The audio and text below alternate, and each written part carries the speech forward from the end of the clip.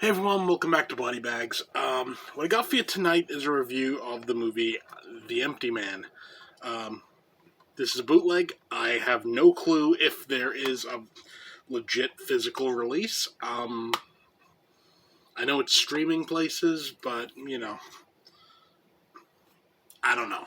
So, bit of backstory on this particular movie and everything. This is based on a comic book from Boom Comics. Now, I've never read the Boom Comics. I know it's based on it, so I know there's probably some connection there, but I'm going into this purely as like a horror fan watching a horror movie. Um, there may very well be issues that I have with this movie that are dealt with in the comics. I don't know. If that is the case, please let us know below. But yeah, I'll get into this. So this will include some spoilers. Um, it is what it is. I need to mention these things for the issues I have with this movie. This movie starts off. You got these. There's four people, and they're in Bhutan, and they're climbing up this mountain, and they go across this bridge and everything, and one of them starts hearing something. He doesn't really know what it is, but he ends up falling into this ravine. So his friend goes down and gets him, and at the bottom of this ravine, there's like he's just sat there looking at this skeleton type thing, and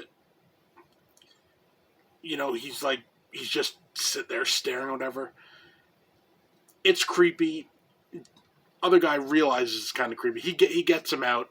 They end up getting back across this bridge, but there's a big storm rolling in, so they find this house.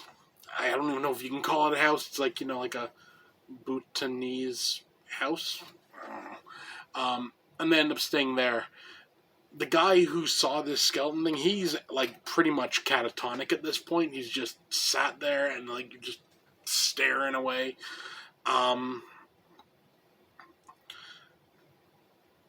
Stuff starts happening. They're the basic plot is, it says it right on the front there, the first night you hear him, the second night you see him, the third night he finds you. That's exactly what you got here. You got this creature that, the first night they hear noises, second night they see him, third night they finds him. So what ends up happening, on the third night, our guy disappears. So they have to go out looking for him. They follow his tracks. It goes right to the edge of this bridge. And when they're there, he's sat there looking across this bridge. His girlfriend and the two other people show up. His girlfriend then proceeds to kill the other two people and then jump off the cliff. It's a really strong opening to a movie. So much I'd say this. It feels like this should have been a movie unto itself. Just this story, in Bhutan, and that would have been great. After that, you jump forward. I think it was 5 years. I think it said, and you got this case. How can I describe this? This cop, ex-cop, it never really explains how this relationship is, but, this girl comes up to him. She's he knows her. It's strongly hinted at that he's was involved with her mother, but you don't really know. It never really spells it out for you. And that's kind of part of the issue with it. I'm sure this is covered more in the comics. But, eventually this girl ends up going missing, so he starts looking for her. And turns out her and all of her friends, about 5 of them, have all heard of the Empty Man. And this idea, apparently you go to a bridge, and if you find a bottle, you blow into the bottle, and you think about the Empty Man, and then he comes. So you got that. Uh, he's looking for these kids all over. He can't find the daughter of this girl. He ends up finding all the other ones. Like of like I think like the six of them. No, the six of them. I think like five of them hang themselves under the bridge, which is a damn creepy scene. And the other one, literally just rips herself apart with a knife, with a pair of scissors, like in her face and everything. It then goes on that there's like this cult connection, like all these, like the daughter was like hooked up with this cult and everything, and this cult is trying to create a tulpa. The basic idea is, essentially, if you believe something strong enough, you can essentially will it into existence. And, that's what they're attempting to do.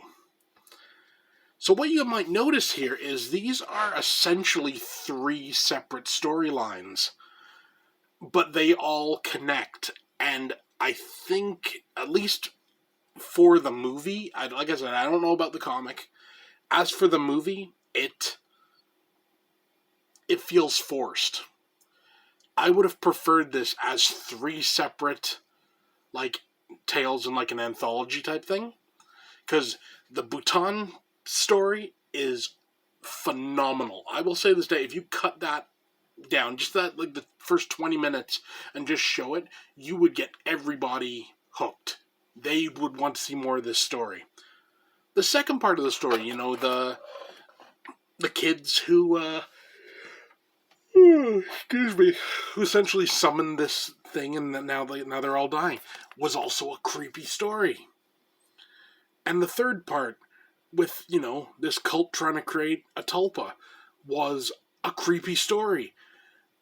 But it all tied together, which was a mistake, I feel. At least, like I said, at least for this movie. Like, everything is connected. The guy from Bhutan was like the girl's father, and then, he died, and the detective, is the tulpa that the cult created, and it's too much. It's too much. This is the sort of thing that could have been handled better. Now, like I said, since I haven't read the comics, this is purely just me as a movie fan saying this. Perhaps if I'd read the comics, perhaps all of this is tied together much better than it is in the movie. But I would have preferred this to have been three separate stories. Like I said, have like a run through, like the whole the whole empty man idea. Have that running through. That's fine. But I would have kept all three separate. And then in like a follow-up movie or whatever, you could have started tying things together, and it would have been kind of neat that way. This movie does too much. Honestly, it's not short either. It's 132 minutes, so it's over 2 hours.